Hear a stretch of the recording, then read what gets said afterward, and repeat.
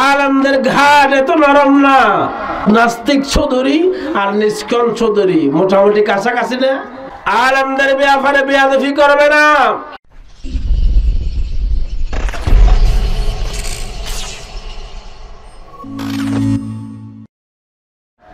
আর আলেমদেরকে কেউ কেউ আছে গাট মট খাইয়ে দিতেছে, ঠিক কিনা?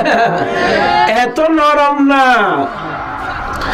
আলেমদের ঘাট, এত নরম না।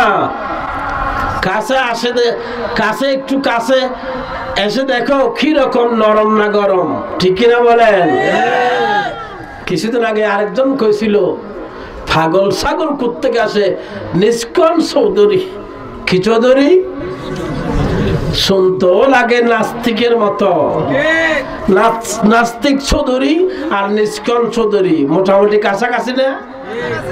কথা বলে কাছাকাছি না? বলে যে আসো খেলা হবে। আল্লাহ পাকের মাইর বেশি দিন লাগে নাই, পরশুদিন আজকে 2-3 দিন যাবত নিষ্কন চৌধুরীর গালে গালে জুতা মারো, থালে থালে এইরকম হাজার হাজার মিছিল তার এলাকার ভিতরে, ঠিক কিনা বলেন? আলেমদের ব্যাপারে বেয়াদবি করবে না। কোরআন নিয়ে এবং আলেমের বক্তব্য নিয়ে মুসলমানদের হকপন্থী যারা আছে তাদের বিরুদ্ধে কিছু বলো না।